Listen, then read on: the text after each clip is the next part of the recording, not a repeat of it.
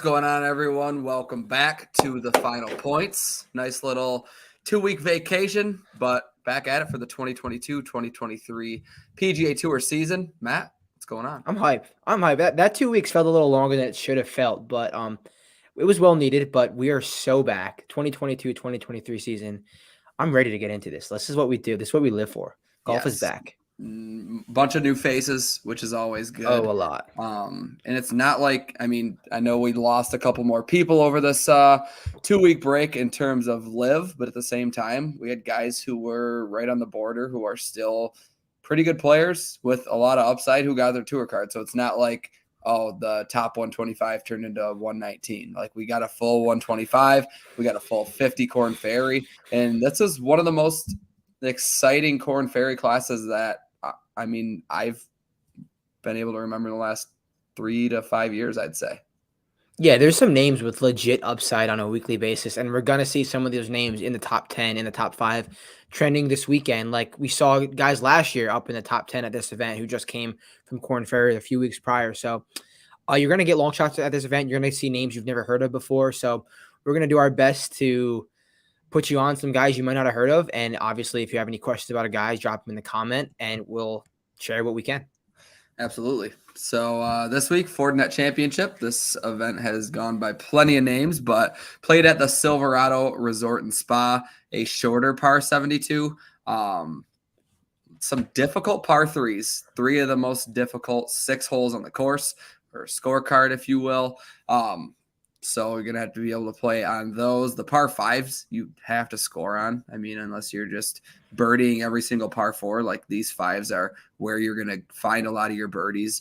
And while it's a birdie fest, at the same time, the winners aren't getting like into the mid-20s. Yeah. I feel like Stuart Sang kind of took it a little deep, won by like 4 that year. Yes. But this is a resort course. It's not really going to challenge any of them. It's one of the easier courses on the tour. I'm looking for just like total strokes gained, total ball strikers. Got to have at least some result of good putting on POA in your career, because I know it's a lot different than most of the surfaces they play on a weekly basis. So looking at a few different things, trying not to get too crazy, more of a gut week, more of a guys who are playing well to end the season. Because there's so many new guys. Play the guys honestly. Play the guys that you feel like have winning equity. Like last year at this event, I hit Max Homa, who is like a golfer who wins at 65-1. So I'm looking at that similar range, see who has some win equity, not really going too crazy into the stats because it is week 1. So right. You can only do so much to win this week. I know we had our little break, had our playoffs, both Corn Ferry and PGA Tour. So do what you want with the stats. Yeah, and looking at the pricing for last year's Fortinet Championship, the 5 guys finished T4 or better. Every single guy was 65-1 and in, or $8,000 on DraftKings and up. Matsuyama also was $11,000. He finished 6th. So you're going to see a lot of these rookies get a chance, and they're going to push their way up the board. But at the end of the day, some of the guys who have been reliable, some of the guys who finished strong for the 2021-2022 season are going to continue that form. Mito Pereira is a great example. Last year, ran hot towards the end and turned in a top 5 finish here, finished solo 3rd. So he was 8K. Even if you think some of these guys are a little overpriced, you got to kind of look down the board a little further and understand like balanced is okay, but you're going to want exposure towards the top. Right. I totally agree with everything you have to say there. All right, let's get into the prices. Starting in the 10K range, just got 4 guys. Hideki Matsuyama leads the way, followed by Max Homa, Corey Connors, and Sahith Theegala. Last year's a little bit of a different look. Like Rahm led the way at 12-1. Yeah. Which is insane. Did he miss this cut? I think he did. I think he missed this cut. It wasn't a good performance. I could promise you that. When I was scrolling the leaderboard, I did not happen to see Rahm, and that is quite the hefty price tag. Let's see.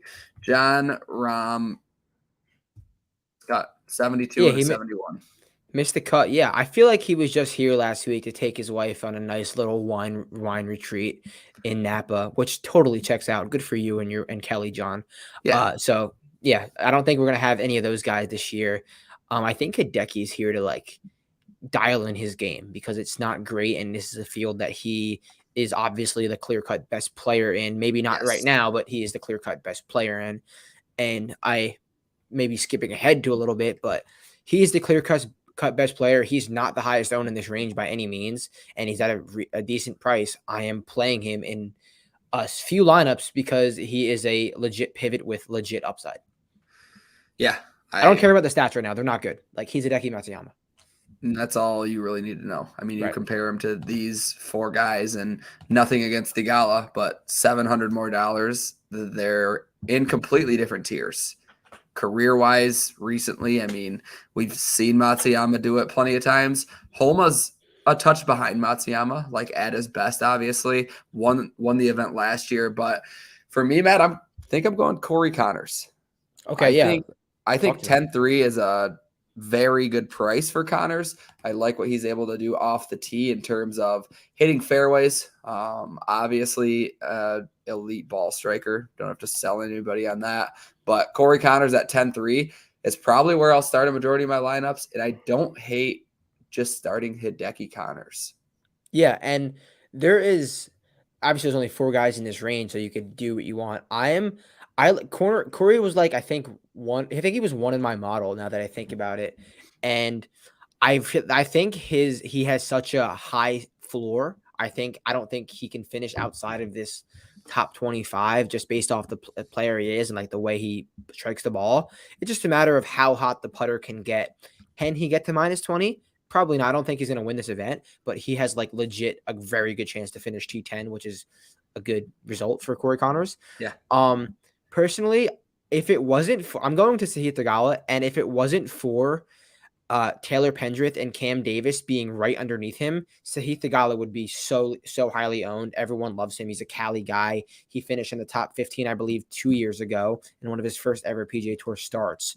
So, yeah, he's like played at Pepperdine, knows the style of green. So I'm going to Theegala with some heavy Theegala pivot to Hideki. I can't get to Theegala at 10K. I'm not gonna lie. Which is fair, very fair.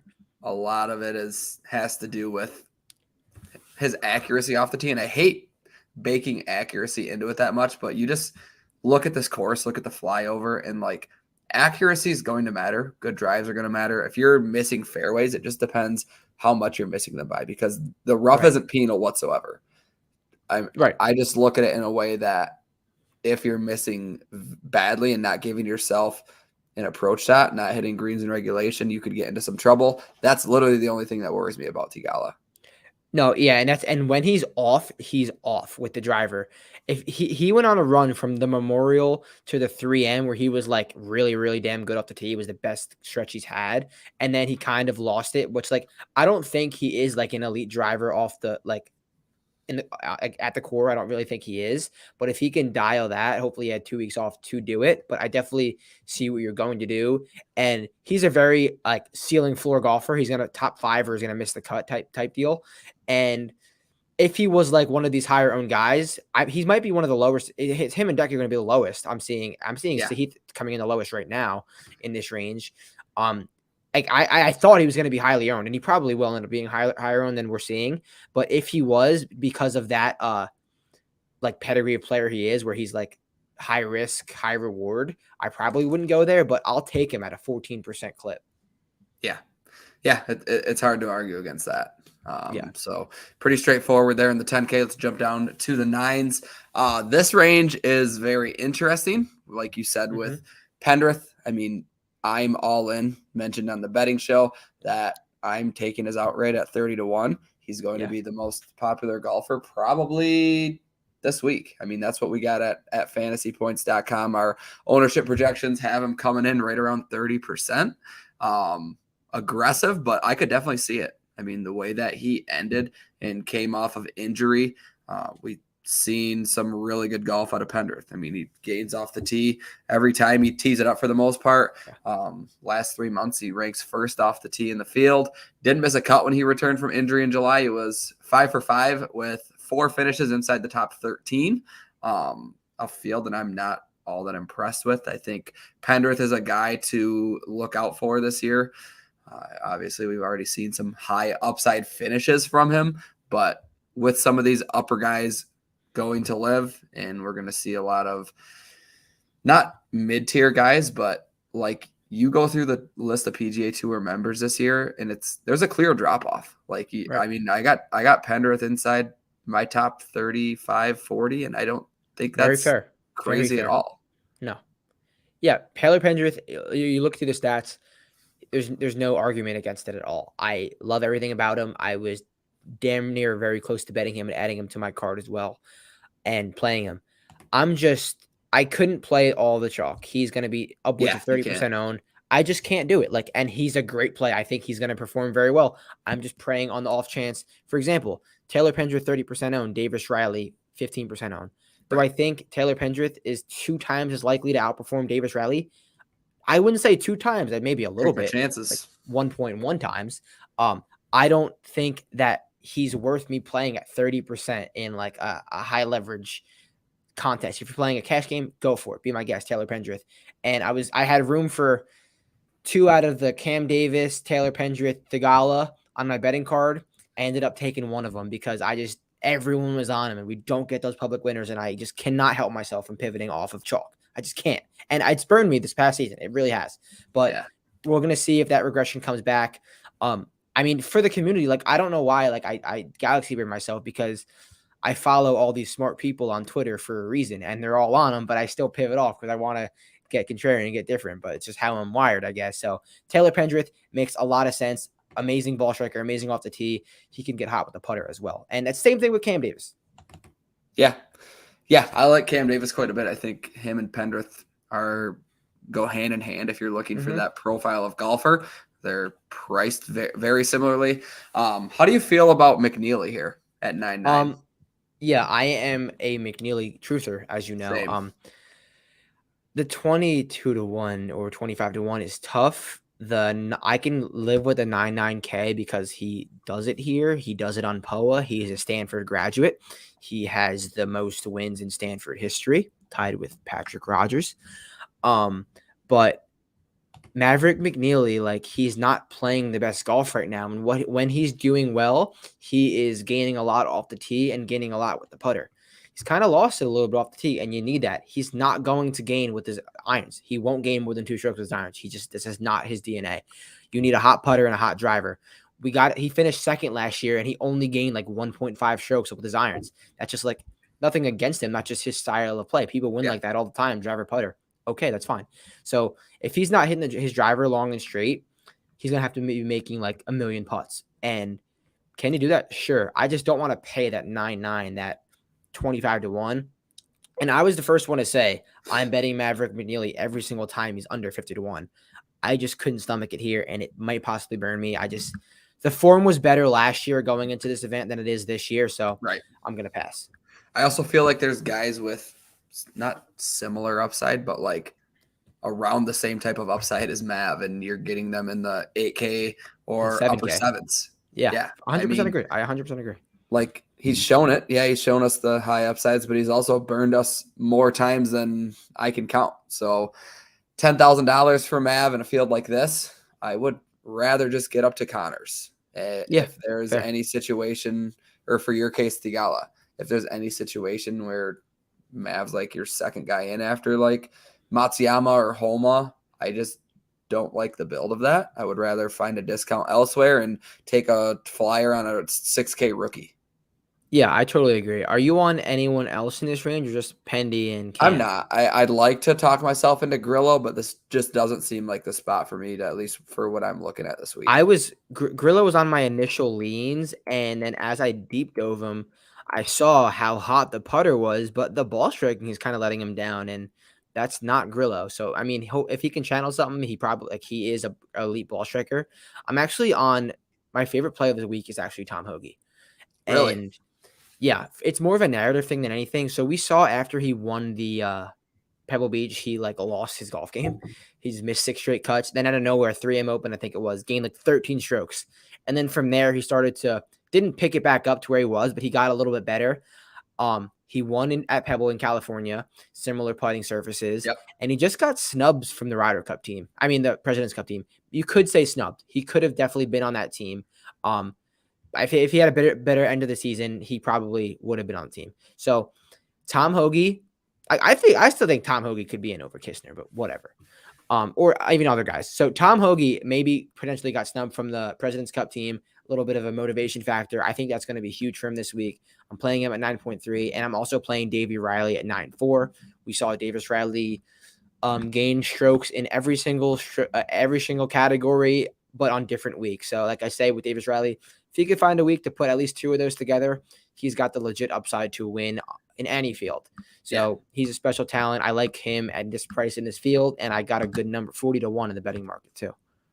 And with Hoagie, I mean, he was top 5 in terms of scoring at the Tour Championship, finished top 10. Yeah. So he rounded into form late. We know that it's there. Yeah. I mean, this field definitely isn't the strongest of fields, that's for sure. So 9K range is very interesting. Like you said, we're going to see a lot of ownership with Pendrith. Cam Young should be fairly popular in this range as well. But after that, I don't think we're not going to see a whole lot of chalk here. I think you can really get some leverage with guys like Hoagie, Grillo. I mean, what do you think with Hoagie? Around 10%? Yeah, I'm seeing around a little more than 10, which is nothing crazy. I can live with that. Especially a lot of the ownership is going to go to this upper 9K range. I mean, Hoagie is going to be 2 to 2.5 times less than Pendrith. 100%. And I think that's pretty fair. But yeah, Taylor Pendrith has never won before. Tom Hoagie has. So agree. But I think Taylor Pendrith is a bit better though. But we'll move on. Let's move on to the 8K range. Another one that's jammed with a bunch of value, in my opinion. We got 3 new PGA Tour card holders: Thomas Dietrich at 8.6, Taylor Montgomery's at 8.5, and Justin Sue, number 1 ranked rookie at 8.2. Brendan Steele is the first guy that I want to touch on.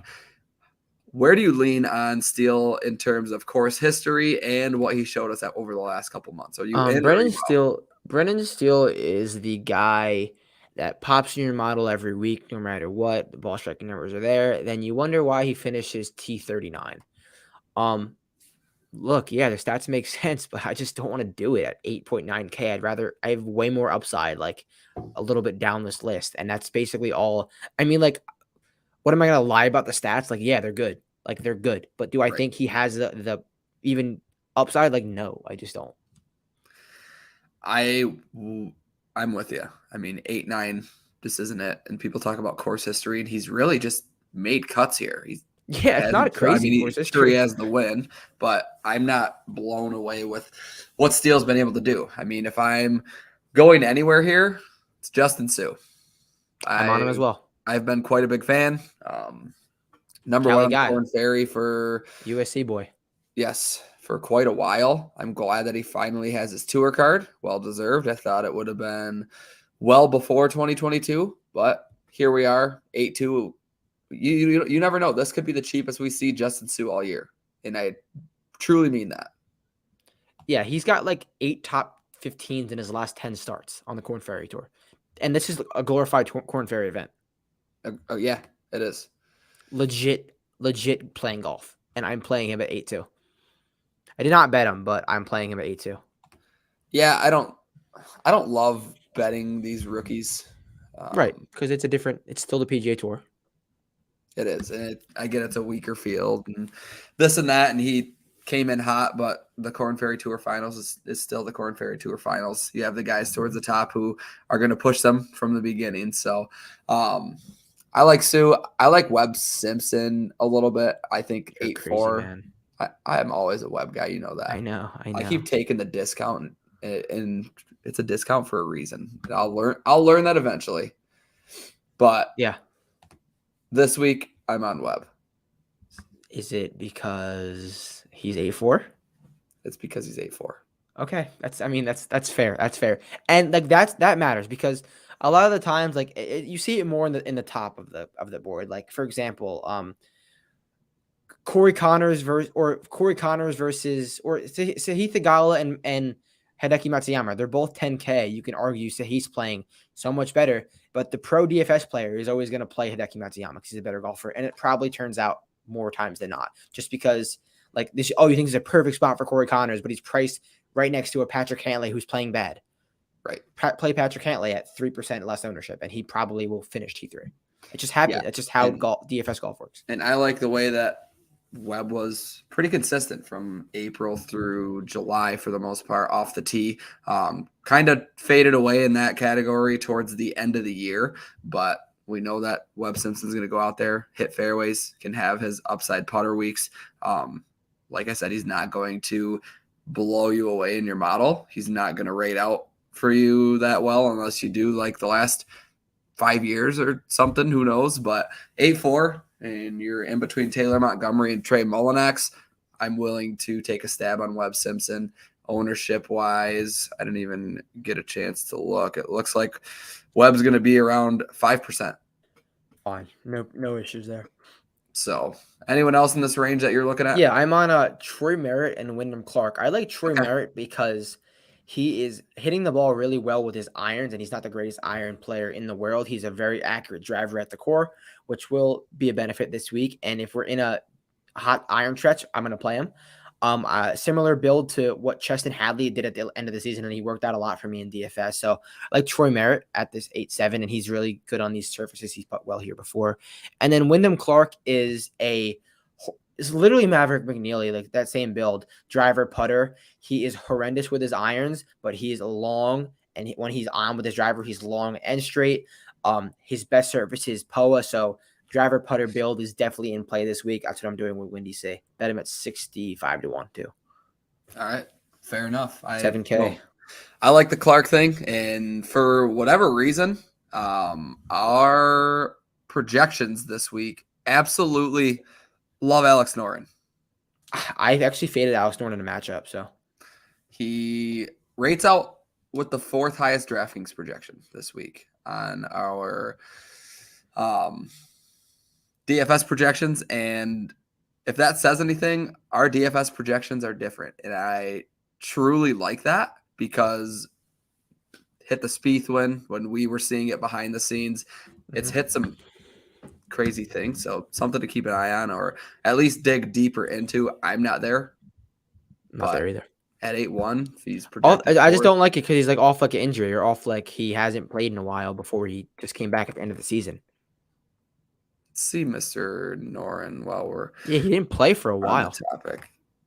Yeah, last 3 months he only has 10 rounds under his belt. Genesis Scottish Open to finish T30, BMW 52nd, 3 missed cuts prior to that. Yeah, he had some upside finishes, but yeah, you're right. He from June on, we only saw him 4 times. Yeah, so it's not like Alex Noren is a guy who just turns it on and lights up everyone. But I mean, he has some upside. He finished 2nd at the Barracuda in a similar field. So he used to be the 7th ranked golfer in the world. Used to be. He is an absolute grinder too. I think he did that at 39 years old. Pretty sure that's when he peaked. Maybe I could do that. You still have a chance. Still have a chance. All right, let's get into the 7K range. One of my favorite plays towards the top is Cam Champ. I'm on him too. I'm going to be playing quite a bit of him. We know the volatility. I think it kind of goes hand in hand with rostering Cam Champ, but when you're getting him in a field like this at 7,800 at a place that he's won before, I mean, he was dominant off the tee in his win. He was 17 under in 2020 and was a top 3 off the tee round of his career, which is kind of crazy because he can go nuts off the tee and still play bad. So that if he gets a win, it doesn't, you shouldn't just assume like, oh, he had to have killed it off the tee. No, it's pretty normal. So to see that he has had success off the tee here is something worth looking at. I don't know. His good drives gained even over the last couple months. Top 35. Well, we just know his upside. R5s. Exactly. And you're getting him in the upper 7s. Upper 7s, and he's going to be low owned too. He's going to be sub 10%, 7-8 past winner. I feel like he's going to make this cut with ease. Just like he hasn't been playing good, but he's been hitting the ball decent, at least off the tee. Just come on, Cam Champ, give us a good putting week. At least like gain 0 strokes. I don't need you to win. Just do something for us. Because I'm playing a lot of Cam Champ too. I'm playing 20 lineups this week, so I'm playing a decent amount of money in DFS. So Camp And champ, that's do another something for us. comparison, like $2,100 more for Mav McNeely. Just put that into perspective. Yeah. And we're yeah. Mav guys. That's coming from We're two Mav Mav guys. But I mean, this upper 7 range does feature a guy like Cam Champ who has upside like that, and that's where I'm going to start here in the 7s. I also like Michael Gliggits. I'm Okay, yeah, going right I see you back tweeted to about him. where I came from. He's been scoring on the par 5s. He went on an extremely hot run, 10th at the John Deere, 21st at Barbasol, 16th at the 3M Open. I like where Gliggits' game is at. He kind of turned it on too late, had to get his card through the Korn Ferry Tour finals, but he made it back. So I'm excited to see what he's able to do off of his hot run there earlier in the summer. So $7,400. I'm on Gliggits. Streelman, I would never bet him outright. I had him on, I sprinkled just because the number's good. But I think he's a very solid DFS play, a guy who I expect to come here, make the cut, hit a bunch of fairways, hit a bunch of greens in regulation, and be on his way. I think $7,500 for Kevin Streelman is an appealing price, and he just provides a pretty safe floor. Yeah, my $7,500 guy is JJ Spawn. He's got two. He's played here twice, made the cut twice out of the. I mean, he's played here 4 times, made the cut twice, a 9th place finish. And I feel like this is the best golf he's ever been playing in his life leading up to this event. After his win, he kind of lost it, but then we saw him dial it back. He was in contention at one of those late events, finished like 40th, fell, lost it on Sunday. But he had 8th place at the Rocket. So he's in decent form, 23rd at the BMW. So I feel like he's a solid play at 7.5. I did bet Hardy at 7.5, but I'm not playing him in DFS. And then I skipped down to Lee Hodges and Adam Fenson. Adam Fenson was just like the flavor of the week. Everyone was on him, all over him, and nothing really changed in his game too much. Now he's down to 7.2, and he's not garnering too much ownership. Lee Hodges is an elite ball striker who is good on these surfaces. So he did it every single time he's played on these type of bent poem mixed surfaces. He's putt really well. Amex, Travelers, Rocket. So I like Lee Hodges when we get to these type of surfaces. Agree. Lee Hodges popped up for me last year, or no, hang on. Last year. Par 72s, under 7,200 yards. There were a few courses that fit that criteria. Lee Hodges ranked 2nd. Beast. On the season. Know who was first? Tom Hoagy. On them both, betting. I bet them both too. So something worth looking at. Another guy who rated out decently in that category is Chris Kirk. Yeah, cheap. Over the last like 6-ish months, he rates out better for me because he was better in like February, March, April, May. He faded away a little bit. I mean, we saw a top 10 finish at the RBC Canadian, saw a top 20 at the Rocket Mortgage, but I mean, you look at the consistency off the tee. He lost strokes off the tee at the BMW. Prior to that, the last time he lost strokes off the tee was the CJ Cup in 2021. So it was over a year. I'm looking for strong off the tee game. Chris Kirk provides that, and I'm in. Chris Kirk has lost me so much money in the fall swing the last 2 years when I feel like he's just so much better of a player than everyone else. And he just, once we get into Florida is when it gets to Chris Kirk season. So hopefully he comes through for you, but I just can't do the Chris Kirk thing in the fall for at least a foreseeable future. But it does make sense. It does. Yes. Anywhere else? Is it a Goddard up week or is it a Goddard up fade? It's not a Goddard up week. He's been playing. I like the tee to green fit for him, but he's been playing in California the last 2 weeks. I think to get used to these greens. I don't know if he's ever played on Poa annual greens. So Jersey guy, I looked at his college history, not too many California events. We know he's not the best putter. Poa might make the good putters. I mean, the bad putters good, it's just even out the putting, but I just don't like him on greens he's never played before. So I'm going to pass on CJ this week. All right. You heard I it don't here. even think he has his tour card. No, he does not. So he's gonna sponsor a lot of events, which might hurt him because he's gonna get sponsor exemptions into a lot of events because he doesn't really get that many Korn Ferry points for those events. You know what I'm saying? Yeah. He might sponsor into like a majority of these like regular events because he won the Haskins Award. Unrestricted. The unrestricted sponsor exemptions this week are Jacob Bridgman, Chris Goddard, Harry Higgs, and Clemson. Dylan Wu. Fucking Harry Higgs sucks at golf. Yeah. Is Higgs finished way outside the top 125, right? He's literally he performs well in at the hardest major courses. That's it. End of list. Yeah. Looking at the field, Zach Blair's back. Yeah. Oh, I didn't even realize he was playing Corn Ferry through the end of July into early August. He still has a lot of medical starts. So it's someone to watch. Zach Blair's a guy that I used to play quite a bit, but he hadn't played before that. He hadn't played since October of 2020. Zach Blair. Zach Blair. What's his price? Fortinet Championship 2019. He finished fourth. Yeah, he can't finish any lower than that this year, can he? I think he's gonna win it. Yeah, he might. No, he's $7,100, which is way too rich for not seeing a guy in the PGA Tour in over 2 years. Yeah, that rounds it out for the 7K for me. My lowest is Finney and Lee Hodges. Fair enough. Let's get down to the sixes.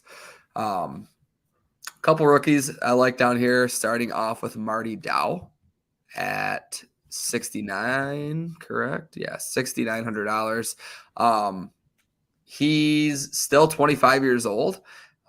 Second stint on the PGA Tour, so he's not technically a rookie. He had a ton of hype heading into the 2017-2018 season where he was horrible. He made 4 out of 23 cuts, but looking at what he was able to do on the Corn Ferry last year, Yeah. I mean, ranked 4th in the standings, made 18 of 23 cuts, had 5 top 5 finishes. And the thing that I like with Dow, birdie or better on these par 5s, just under 60%, was also top 10 and birdie or better in par 4s and total birdies. So had a decent little finish. He gains when he gains strokes, he gains them. Yes. He's that upside. I like That was that. probably going to be a guy, unless he goes back to his 2017, 2018 days, that I'll be playing quite a bit. So I'm starting it off there towards the top. Yeah, I definitely like that. So what's he, 6'9"? Yeah, 6'9". I went with Michael Kim up top at 6'9". I was between Michael Kim and CT Pan for me, but Michael Kim has not lost a full stroke since April to the field. He has not lost more than that, and his upside is literally insane. He's got one PGA Tour start in the last finished 7th, and before that, it's like no worse than 20th on the Corn Ferry Tour or 34th. Every finish is T15. He's playing elite golf right now. He's played on the PGA Tour before. He got his way back, worked hard, and I love him for this week. Michael Kim at 6.9K. So who else did you get to? I like Buckley. I like Sig. I like Gim. Didn't get to them. Then I went down to 6'5", Adam Shank.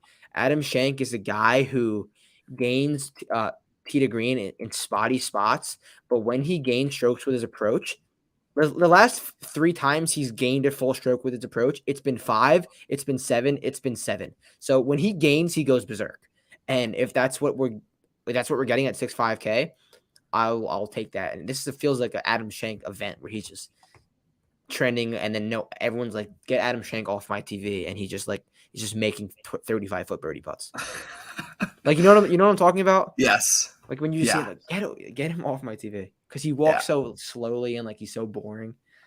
I like your Michael Kim play. He rated out pretty well for me. I mean, turned a corner recently for sure. So that's always good to see. I actually did sprinkle Buckley's outright.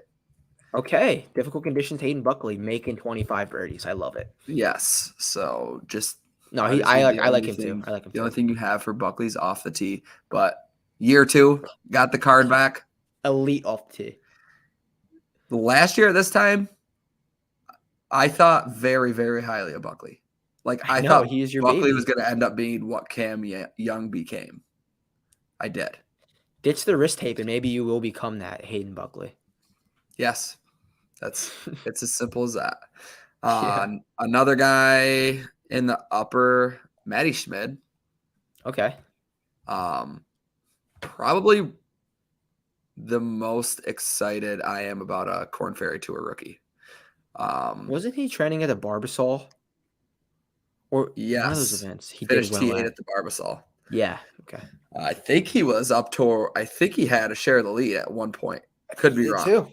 No, he did. He was up there. I think he gave it away late Sunday. Like shot like even par, one over on the back nine when everyone was going like crazy. Yeah, he's a guy on the Euro Tour who always showed. I actually got him and Matthias Schmidt mixed up a lot, as you can tell. I mean, their Yeah. names are Like the essentially same. identical, so we're gonna have to probably get nicknames or something to differentiate the two, because I'm always taking Matthias. But anyways, up and down for Matty Schmidt. Like you said, T8 at the Barbasol. Kind of went up from there. Had a 38th at the Barracuda, and then went on to have two more top 10 finishes, one on the Corn Ferry, one on the DP World Tour.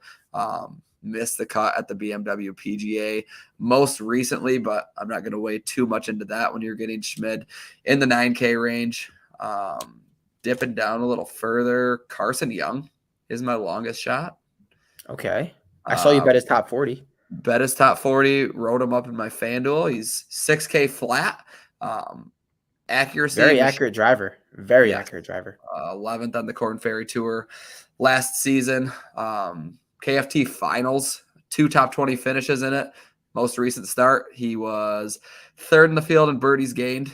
And like I said, the driving accuracy was consistent throughout the year, and getting him at 6K, all you're looking for is a made cut. Another somewhat young. I mean, he's 27 years old. It's not like he's a 40-year-old rookie, but I mean, if he's going to pop, this could be the lowest we get him, or he's just going to be a rookie like, I don't even know. There's so many bad ones last year. There was a lot of bad ones. But Carson Young, this is your one chance you have with me. 6K.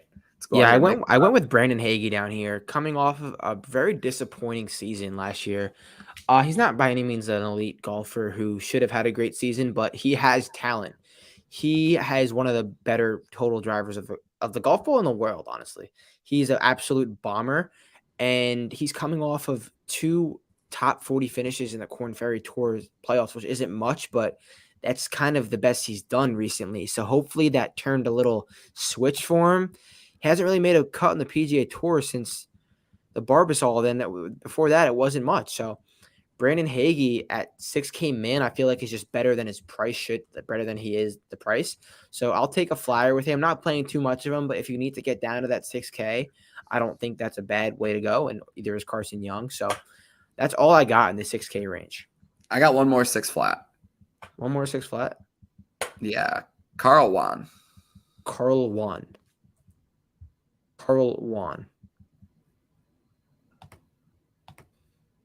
Well, I think that's how you say it. Yuan. He's not 6K flat. Oh, am I looking at a wrong price? Yeah, he's up towards. I think he's 6'9". I literally. All right, never mind. I'm still. No, he's 7'8". He's 7'8". 7'8". I hate him. I am looking at a bad price. Yeah, he's 7'8". He's the guy that he finished what, second on the Corn Ferry Tour this year. Yeah. Sorry, he was, I like, do leading all this year. once an episode. I feel like I slip up, and that's my one I got. Yeah, he's 7'8". I don't know who. He's the guy who drives and does the weird lightsaber tricks with his driver. Yes. No, I don't like it. I don't like his bit. Not at that price. Not at that price. But he turned out good results in the KFT. He did. Top 100 in the world. That's legit. That's a good golfer. So see where that takes him. But other than that, I'm gonna play the waiting game. I'll have plenty of exposure. He will make the year. 0 putts. He actually will make 0 putts. Yeah. That's why I love him. That's why I love him. All right, we gotta do side bet for real United States dollars. This is for real US currency. I'm not sure if us or Sean will keep track of it, but we will keep track of it. Okay. And then probably have graphics with the records. Could get kind of embarrassing if we're way off. But who picks this week? We will pick every other. And free fall, whatever you want to do. I mean, I'll start. Why not? I'll start. Okay. Okay. And for you guys who are new, if you're listening to our side bets, it's literally just one of us picks anything where it could be 1v1, it could be snake draft 2-man, snake draft 3-man, anything we want. If he has a strong take on a golfer and I say I don't like this golfer, I'll be like, all right, I'll take someone $400 cheaper. So anything we want, side bet. Are we doing $5 a week? Yeah. Okay. If it starts evening out too much, we'll up it. Okay. 5 whole United States dollars. You know what you can buy with that? Like 4 things at 7-Eleven. Quite a bit. So we're going to do that. I will pick the category that we will be doing. All right. So let's do 1v1. Okay. 7 to 7-5. 7 to 7-5. How many? 1v1. Oh, one guy? What? Yeah, 1v1. 7 to 7-5, highest finish. I will let you draft first. All right, let me do a quick decent. That's a pretty big range, so you have a lot to pick. That is a very big range, and you should have done 7 flat because you knew I would have taken Ricky. So I appreciate you not doing 7 flat. Let's see here, 7 to 7-5. I'm gonna ride with Kevin Streelman. The man of Streel. Okay, I will be going with Lee Hodges. Streelman v. Hodges. Straight up. Could be 2 missed cuts. One of them has to win, though. All right, that'll do it for the first week of the final points of the 2022-2023 PGA Tour season. We'll be back rest of the year. Thanks for tuning in. Good luck this week. Peace.